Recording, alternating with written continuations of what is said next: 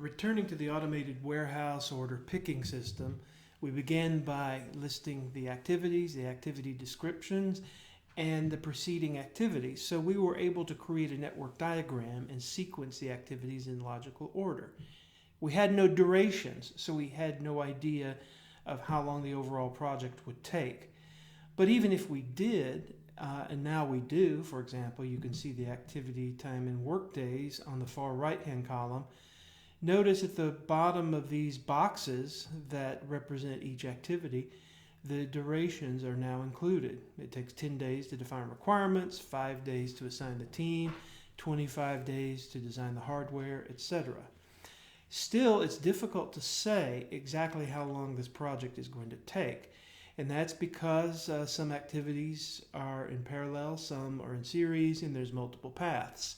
For example, is the duration of the project ACEH, or is it ABDG, or ACFH? Which of those paths define the duration of the project? Well, to determine which one, and that one is known as the critical path, the longest path in the network, you have to do an algorithm called the forward pass and the backward pass. Let's take a look at how this is done. And again, this is from the text. We begin with the forward pass. At the top left-hand corner of the first box, you see that it starts at time 0. It takes 10 days to finish, and at the top right-hand corner, you see a 10. So A ends at 10. When is the soonest that B and C can begin? At time 10. It begins when A is finished. So 10 goes to B and C, and then you add the duration of each. 10 plus 5 is 15, 10 plus 25 is 35.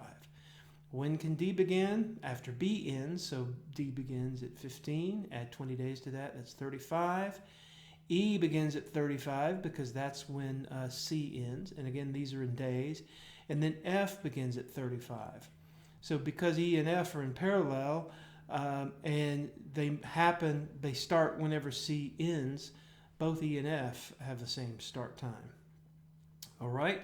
Then if we go to the very end of the project, you can see there are 3 different possibilities for ending the project at activity H.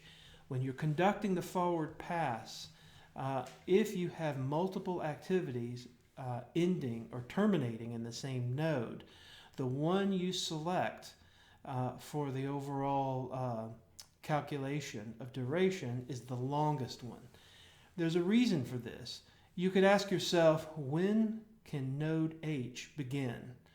Well, node H cannot begin until until all 3, G, E, and F, are complete.